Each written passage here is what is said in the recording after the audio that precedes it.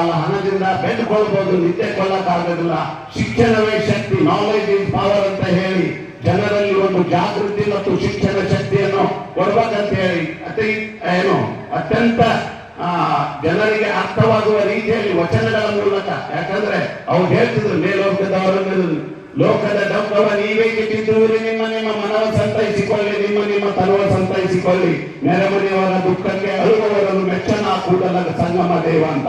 ಅದಕ್ಕೆ ನೀವೆಲ್ಲರೂ ನಿಮ್ಮ ನಿಮ್ಮ ಕಾರ್ಯಗಳಲ್ಲಿ ಕಾಯಕ, ಗುರು, ಲಿಂಗ, ಜಂಗಮ ಮತ್ತು ದಾಸೋಹದಲ್ಲಿ ನೀವೆಲ್ಲರೂ ನಿರತರಾದಾಗ, ಯಾಕಂದ್ರೆ ಯಾವುದೇ ಒಂದು ಕೆಲಸ ಚಿತ್ತವಿಲ್ಲದೆ ಗುರಿಯ ಸುತ್ತಿದರೆ ಫಲವೇನು, ಎಷ್ಟು ಗಾನವನ್ನು ನಿತ್ಯದಿ ಸುಟ್ಟಿ ಬಂದಂತೆ ಸರ್ವಜ್ಞ.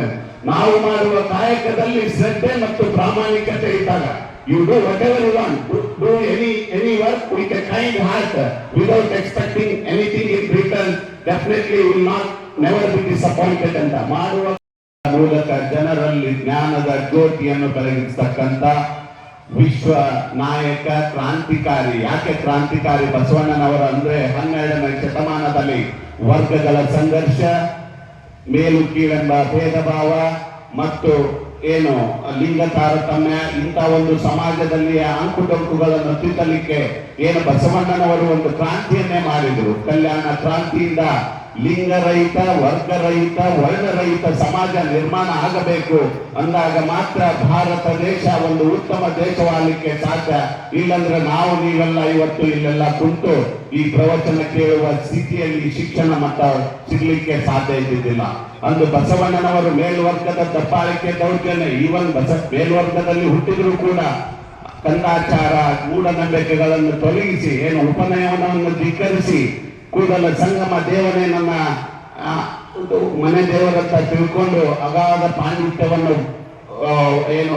ವಿದ್ಯಾಭ್ಯಾಸ ಮಾಡಿ ಒಂದು ಕ್ರಾಂತಿಯನ್ನೇ ಮಾಡಿದ್ರು. ಯಾವ್ಯಾವ ಕ್ರಾಂತಿ? ಧಾರ್ಮಿಕ ಕ್ರಾಂತಿ, ಶೈಕ್ಷಣಿಕ ಕ್ರಾಂತಿ, ಮತ್ತು ಸಾಹಿತ್ಯ ಕ್ರಾಂತಿ. ಸಾಹಿತ್ಯ ಕ್ರಾಂತಿ ಯಾಕೆ ಮಾಡಿದ್ರು ಅಂದ್ರೆ, ನಾವೆಲ್ಲ ಎಷ್ಟೇ ಜಗತ್ತಿನಲ್ಲಿ ಭಾರತ ದೇಶದಲ್ಲಿ ಅತ್ಯಂತ ಶ್ರೀಮಂತ ವರ್ಗ ಎಲ್ಲ ಜಾತಿಯವರು ಇದ್ರೂ ಕೂಡ ಶಿಕ್ಷಣದಿಂದ ನಾವೆಲ್ಲ ವಂಚಿತರಾಗಿದ್ದೀವಿ.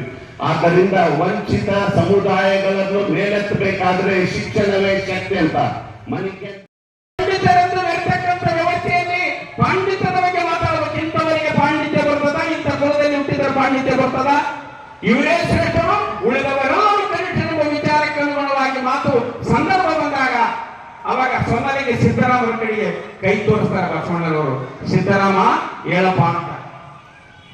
ಸಿದ್ದರಾಮರು ಹೇಳ್ತಾರ, ಯಾರು ಶ್ರೇಷ್ಠರು, ಯಾರು ಕನಿಷ್ಠರು, ಯಾರಿಗೆ ವಿದ್ಯೆ ವಶವಾಗ್ತೈತೆ ವಿಚಾರಕ್ಕೆ ಅನುಗುಣವಾಗಿ ಹೇಳಿದಾಗ ಅವ್ರು ಹೇಳ್ತಾರ, ವಚಿಸಿ ಅನುಭವಿಯಾದವ ಪಂಡಿತನಯ್ಯ, ವಚಿಸಿ ಅನುಭವಿಯಾಗದವ ಪಿಶಾಚಿಯಯ್ಯ, ವಿದ್ಯೆ ಎಂಬುದು ಅಭ್ಯಾಸಕನ ಕೈವಶ, ಅವಿದ್ಯೆ ಎಂಬುದು ಸರ್ವರಲ್ಲಿ ವಶ, ವಿದ್ಯಾ ಅವಿದ್ಯೆ ಮೆರೆದು ಜಗಕ್ಕೆ ಚೆನ್ನಾಗಬಲ್ಲದೆ ಮಹಾಪಂಡಿತರನ್ನ ಕಪಿಲ ಸಿದ್ಧ ಬಂದಿದ್ದಾಂತರ ವಿದ್ಯೆ ಯಾರ ಪ್ರಮಾಣ ಸೊತ್ತಲ್ಲ. ಯಾರು ವಿದ್ಯೆ ಕಲಿತಾರ, ಅಭ್ಯಾಸ ಮಾಡ್ತಾರ, ಅವ್ರಿಗೆ ವಿದ್ಯೆ ಬರ್ತೈತೆ. ಇಂಥ ಜಾತಿ ಹುಟ್ಟಿದ ವಿದ್ಯೆ ಬರಲ್ಲ. ಅದು ತಾಕತ್ತು, ವಚನಕಾರರ ತಾಕತ್ತು. ಅನುಮಾನಿಸಿದರು, ಅವಮಾನಿಸಿದರು, ಅನುಮಾನಿಸಿದರು, ಇವ್ಯಾವುದಕ್ಕೆ ಲೆಕ್ಕ ಹಾಕದೆ ಗಟ್ಟಿಯಾಗಿ ನಿಂತು ದಿಟ್ಟತನದಿಂದ ಹೋರಾಟ ಮಾಡುವುದರ ಮೂಲಕ ಆ ಶ್ರೀಶೈಲ ಮಲ್ಲಿಕಾರ್ಜುನ ಸ್ಮರಣೆಯಲ್ಲಿ ಎಲ್ಲರಲ್ಲಿ ದಾನ ಧರ್ಮ ಪರೋಪಕಾರದ ವಿಚಾರಗಳನ್ನು ಬಿತ್ತುವುದರ ಮೂಲಕ ಒಬ್ಬ ಕಾಮಿಯನ್ನು ಸ್ವಾಮಿಯಾಗಿ ಮಾಡಿರ್ತಕ್ಕಂಥ ಬದುಕು ಮಹಾಸಾಧ್ವಿ ಏಮರೆಡ್ಡಿ ಬಂದ ಬರುತ್ತ ತಾಯಿಗೆ ಇಂಥ 625ಕ್ಕೆ 625 ಪಡುವ ಬಡ ವಿದ್ಯಾರ್ಥಿ ಸರ್ಕಾರಿ ಶಾಲೆಯಲ್ಲಿ ಓದಿ ಆ ಕಾಲಕ್ಕೆ ಒಂದು ಕಡೆ ಬಸವಣ್ಣನವರು ಶಾಸ್ತ್ರ ಮತ್ತು ಶಸ್ತ್ರಗಳ ವಿರುದ್ಧ ಹೋರಾಟ ಮಾಡಿದರು. ಯಾರ ವಿರುದ್ಧ ಹೋರಾಟ ಮಾಡಿದರು? ಶಾಸ್ತ್ರ ಮತ್ತು ಶಸ್ತ್ರಗಳ ವಿರುದ್ಧ ಹೋರಾಟ ಮಾಡಿದರು. ಪುರೋಹಿತರ ಶಾಸ್ತ್ರ, ಬಿಜ್ಜಳನ ಶಸ್ತ್ರದ ವಿರುದ್ಧ ಹೋರಾಟ ಮಾಡಿರ್ತಕ್ಕಂಥ ಬದುಕು ಅವರದಾಗಿತ್ತು. ಆ ಹೋರಾಟದ ಪ್ರತಿಫಲವಾಗಿ ನಾನು ಇಲ್ಲಿ ನಿಂತು ಮಾತಾಡಕ ಸಾಧ್ಯ ಆಗ್ತದೆ ಬಂಧುಗಳು. ಈಗ ಬಸವಣ್ಣನಕ್ಕೆ ಏನು ಗೊತ್ತಾಗ್ತಿಲ್ಲ, ಸಮಾನತೆ ಬಗ್ಗೆ ಮಾತಾಡಲಿಲ್ಲ, ಅಸ್ಪೃಶ್ಯ ನಿವಾರಣೆ ಬಗ್ಗೆ ಮಾತಾಡಲಿಲ್ಲ, ಬಡತನದ ಬಗ್ಗೆ ಮಾತಾಡೋರಿಲ್ಲ, ನಿರುದ್ಯೋಗ ಹೆಂಗ ನಿವಾರಣೆ ಮಾಡ್ತಕ್ಕ ಮಾತಾಡಲಿಲ್ಲ. ಕೇವಲ ಸಮಯಕ್ಕೆ ತಕ್ಕಂತೆ ತಾವು ಅನುಕರಣೆ ಮಾಡ್ತಕ್ಕಂಥ ಹೋಗ್ತಕ್ಕಂಥ ಬದುಕಿನಲ್ಲಿ ನಾವಿದ್ದೀವಿ. ಆ ಕಾರಣಕ್ಕಾಗಿ ನಾವೆಲ್ಲರೂ ಇವತ್ತು ಬಸವಣ್ಣ ಇನ್ನು ವಿವರಣೆ ಟೈಮ್ ಇಲ್ಲ. ತದನಂತರ ಮತ್ತೆ ಬಸವಣ್ಣನ ಪ್ರಶ್ನೆ ಅಲ್ಲಮ ಪ್ರಭುಗಳು ದೇವರ ಸ್ವರೂಪದ ಬಗ್ಗೆ ಮಾತಾಡ್ಬೇಕಂತಾರ. ಮಾತಾಡಿದ ಕೂಡಲೇ ಅವರು ಯಾರು ವಿಚಾರ ಬಗ್ಗೆ ತಿಳುವಳ್ಳಾರದೆ ಕೈ ಮಾಡ್ತಾರೆ. ಅಂಬೇಡ್ಕರ್ ಚೌಡಯ್ಯ ಅಸನ್ಮುಖಿಯಾಗಿ ಹೇಳ್ತಾನ. ದೇವನ ಸ್ವರೂಪದ ಬಗ್ಗೆ ಮಾತಾಡ್ಬೇಕಂತಾರೆ. ದೇವ ಹೆಂಗಿರ್ತಾನ? ತ್ರಿಶೂಲ, ಡಮರುಗ, ಕಟ್ಟ ಈ ರೀತಿ ಇಲ್ಲ ಅಂತ ಹೇಳ್ತಾನ ಅಂಬೇಡ್ಕರ್ ಚೌಡಯ್ಯ. ಅಸುರ ಮಾಲೆಗಳಿಲ್ಲ, ತ್ರಿಶೂಲ ಡಮರುಗವಿಲ್ಲ, ಬ್ರಹ್ಮ ಕಪಾಲವಿಲ್ಲ, ಭಸ್ಮಭೂಷಣನಲ್ಲ, ಋಷಭ ವಾಹನನಲ್ಲ, ಋಷಿಗಳೊಡನೆ ಇದ್ದಾತನಲ್ಲ, ಎಸಗುವ ಸಂಸಾರದ ಗುರು ಇಲ್ಲದ ಬಗ್ಗೆ ಹೆಸರ್ಯಾವುದಿಲ್ಲ ಅಂತ ನಮ್ಮ ಅಂಬೇಡ್ಕರ್ ಚೌಡಯ್ಯ ಅಂತಾನ. ನಿರಾಕರಣವಾಗಿರ್ತಕ್ಕಂಥ ಬದುಕಿನಲ್ಲಿ ದೇವರ ಸ್ವಲ್ಪ ಎಲ್ಲ ಅಂತ ಹೇಳ್ತಾರ. ಮತ್ತೆ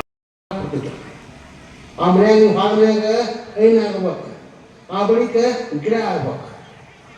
ಹಿಂದವ್ರು ಏನಿತ್ತು ಸಂಪತ್ತ ಗಿಡ ಇಲ್ಲಿ ಆಗಬೇಕು. ಹೂ ತುಂಬ ಏನಾಗಬೇಕು, ಆಕಳಾಗಬೇಕು. ನೋಡವು ಯಾರೊಬ್ಬ ತುಳಾಯಿ ರಾಮಣ್ಣ ಹೇಳ್ತಾನ, ನಾ ಎಣ್ಣೆ ಕಾಯವಲ್ಲ, ಒಣ ಕಾಯವಲ್ಲ, ಆಡ ಕಾಯವಲ್ಲ, ಆಕಳ ಕಾಯವ. ಏನು ತೀರು ನೋಡ ಕೆಟ್ಟ ಅವ್ರು ಹೇಳ್ತಾರೆ, ನಾವು ಆಕಳ ಕಾಯವ. ನಾವು ಒಳ್ಳೇದನ್ನು ಮಾಡವು. ಒಳ್ಳೆ ಕಾರ್ಯ ಯಾವ್ದು ಕೆಟ್ಟ ಕಾರ್ಯ ನಾವು ತಿಳ್ಕೊಬೇಕತ್ತವು. ಅದಕ್ಕೆ ಹೇಳ್ತಾರೆ. ಈಗ ನಾವೇನು ಮಾಡ್ತೀವಿ, ಅವಾಗ ಏನು ಕೊಟ್ಟು ಕೊಡ್ತಿದ್ರು, ಮಗಳು ಹತ್ಕೊಡ್ಬೇಕಾದ್ರೆ ಗಂಡನ ಮನೆಗೆ ಒಂದು ಆಕಳ ಕೊಡ್ತಿದ್ರು, ಒಂದು ಗಿಡ ಕೊಡ್ತಿದ್ರು. ಹೋಗು ಆ ಮನೆಯೆಲ್ಲ ಏನಾಗಲಿ, ಊರೆಲ್ಲ ಗಿಡಗಳಾಗತ್ತೆ ಕೊಡ್ತಿದ್ರು. ಎಲ್ಲರೂ ಗಿಡಗಳು ಕೊಡ್ತಿದ್ರು. ಈಗೇನು ಕೊಡ್ತಾರೆ, ಮೊಬೈಲ್ ಕೊಡ್ತಾರೆ. ಹೋಗು ಕೇಳು ಬಂದವರು ಮಾಡ್ತೀವಿ, ಮತ್ತೆ ಮಾಡ್ಕೊಳ್ತಾರೆ. ಈಗ ಮಾತಾಡ ನಮ್ಗೇನು ಅಂದಾರೆ ಹೇಳತ್ತಿ ಹೇಳ್ತಾನೆ. ಅವ್ರು ಹಂಗೆ ಹೇಳ್ತಿದ್ರು, ಒಳ್ಳೆ ಮಾತುಗಳನ್ನು ಹೇಳಿ ಕೊಡ್ತಿದ್ರು, 4 ಮಾತು ಹೇಳ್ತಿದ್ರು. ಅದಕ್ಕೆ ನಾವು ಬಸವಣ್ಣವ್ರು ಒಂದು ವಚನ ಏನು ಬಂದು ಬರಲಿ, ಎಲ್ಲ ದೇವರ ನೀನ, ಬಂಧು ನೀನ, ಬಳಗ ನೀನ, ಎಲ್ಲ ನೀನ, ನೀನು ಬಿಟ್ಟರೆ ಯಾರು ಅಂದ್ರೆ ದೇವರ ಭಾರ ಹಾಕಿ ಬರೀತಾವ್ರು. ಅವರು ಎಷ್ಟು ನಂಬಿಕೆ ಅವ್ರಿಗೂ ಹೇಳ್ತಾರೆ. ಹಾವ ಕಿಚ್ಚ ಮುಟ್ಟಿಯ ಮಗುವೆಂದು ಬೆಂಬತ್ತಿ ಬಪ್ಪಂತೆ ನೊಡೆಯ ಕೂಡಲ ಸಂಗಮ ದೇವ ಕಾಯ್ದುಕೊಂಡಿಪ್ಪನಯ್ಯ. ತಾಯಿ ಅಡಿಗೆ ಮಾಡಕತ್ತಾಳ, ಅಡಿಗೆ ಮಾಡೋದ ಮಗುನ ಕತ್ತಾಳ. ಯಾಕೆ? ಒಲಿ ಕಡೆ ಹೋತು ಅಂದ್ರೆ, ಬೆಂಕಿ ಕಡೆ ಹೋತು ಅಂದ್ರೆ ಮೇಗೆ ಹತ್ತೈತಿ, ಹಿತ್ತಲ ಕಡೆ ಹೋತು ಅಂದ್ರೆ ಹಾವು ಐತಿ, ಕಡಿತೈತಿ. ಮಗನ ತೆಗಿತಾಳ, ಅಡಿಗೆ ಮಾಡ್ತಾಳ. ಹಂಗೆ ನಾ ಯಾಕಂದ್ರೆ ಬಾಜ್ನಿ ಅಂದ್ರೆ, ನಕ್ಕನ್ನೇನು ನೋಡ್ತು ಅಂದ್ರೆ, ಕೈ ಯಾಕಂದ್ರೆ ಹೋತು ಅಂದ್ರೆ ನಾನು ಜಗ್ಗ ಕೂಡಲ ಸಂಗಮ ದೇವ ಪ್ರಾರ್ಥನೆ ಮಾಡ್ತಾರೆ. ಬಿಡುವಾಗ ಅರ್ಥ ಎಷ್ಟು ನಂಬಿಕೆ. ನಾನು ನೀ ಕಾಯಿ, ನೀ ನನ್ನ ಕಾಯ್ತಿ ಕಾಯಿ ಅಂತ ಹೇಳ್ತಾರೆ. ಆಗ ನಾವು ಹೆಂಗೆ ಬದುಕಬೇಕು? ಪ್ರಾಮಾಣಿಕವಾಗಿ ಬದುಕಬೇಕು. ನಾವು ಪ್ರಾಮಾಣಿಕ ಸ್ವಲ್ಪ ಕಡಿಮೆ, ಹೇಳೋದು ಭಾಳ ಹೇಳ್ತೀವಿ, ನಾವು ನುಡಿದು ಸ್ವಲ್ಪ ಕಷ್ಟ. ಎಲ್ಲರೂ ಹೇಳ್ತೀವಿ ಎತ್ತಿ ಮ್ಯಾಗ, ಹೇಳೋದೇ ಬೇರೆ, ಇರೋದೇ ಬೇರೆ. ನಮ್ಮ ಬದುಕು ಹೆಂಗೈತಿ ಅಂದ್ರೆ ಚಿಕ್ಕ ಚಂದ, ನೋಡೋಕೆ ಚಂದ. ಅದಕ್ಕೆ ನಾವು ಏನು ಮಾಡಬೇಕು ಅಂತಂದ್ರೆ ನಡೆನುಡಿನ ಹೆಚ್ಚು ಮಾಡ್ಬೇಕು. ಮತ್ತು ಎಲ್ಲರೂ ಏನು ಮಾಡ್ಬೇಕು, ನನ್ನ ವಿಚಾರ ಐತಿ ಏನಂದ್ರೆ ಎಲ್ಲ ಭಗವತ್ ಕೇಂದ್ರದವರು ಗುಂಡವರು ಎಲ್ಲ ಕೂಡಬೇಕು, ಮುಖ್ಯ ಅಧ್ಯಕ್ಷದವ್ರು ಕೂಡಬೇಕು, ಕೂಡಿ ಚಿಂತನೆ ಮಾಡಬೇಕು. ಏನಂದ್ರೆ ಕೊಡ್ತಾನೆ ಭಾಳ ಕೊಡ್ತಾನೆ ಆಗೈತಿ. ಯಾಕೆ ಕೊಡ್ತಾನೆ ಆಗೈತೆ ಅಂದ್ರೆ,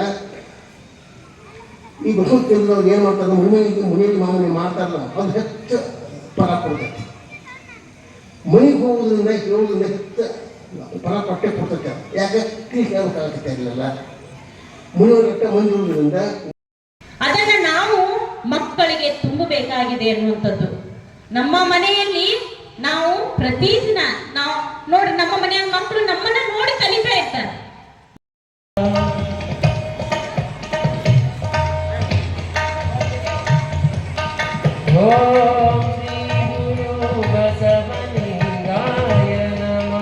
ಮುಂದಿನ ಘಟ್ಟ ಬಸವ ಶ್ರೀ ರಕ್ಷೆ ಗೌರವ ಸಮರ್ಪಣೆ.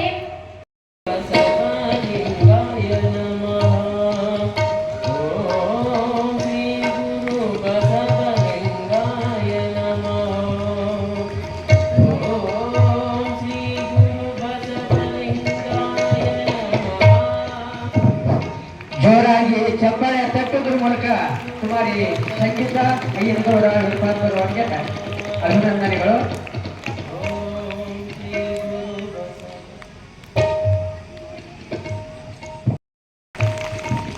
ಹಾಗೆ ಈ ಒಂದು ಓಂ ಬಸವ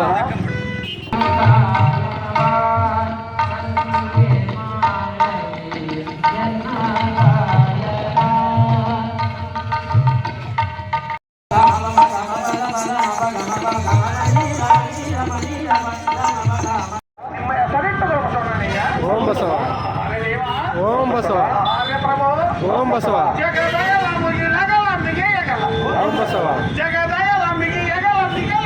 ಓಂ ಬಸವ ಓಂ ಬಸವ ಓಂ ಬಸವ ಪಾತಾಳದಿಂದ ತತ್ತ ನಿಮ್ಮ ಶ್ರೀಚರಣ ಓಂ ಬಸವ ಪಾತಾಳದಿಂದ ತತ್ತ ನಿಮ್ಮ ಶ್ರೀಚರಣ ಓಂ ಬಸವ ಬ್ರಹ್ಮಾಂಡದಿಂದ ತತ್ತ ನಿಮ್ಮ ಶ್ರೀಮುಖ ಓಂ ಬಸವ ಬ್ರಹ್ಮಾಂಡದಿಂದ ತತ್ತ ನಿಮ್ಮ ಶ್ರೀಮುಖ ಓಂ ಬಸವ ಗಮ್ಯ ಓಂ ಬಸವ ಗಮ್ಯ ಓಂ ಬಸವ ಅಗೋಚರ ಓಂ ಬಸವ ಅಗೋಚರ ಓಂ ಬಸವ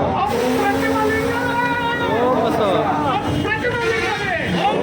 ಈ ಎಲ್ಲ ಕರ ಸ್ಥಳಕ್ಕೆ ಬಂದು ಓಂ ಬಸವ ಈ ಎಲ್ಲ ಕರ ಸ್ಥಳಕ್ಕೆ ಬಂದು ಓಂ ಬಸವ ನೋಡ್ಕಾದರಯ್ಯ ಓಂ ಬಸವ ನೋಡ್ಕಾದರಯ್ಯ ಓಂ ಬಸವ ಸಂಗಮದೇವ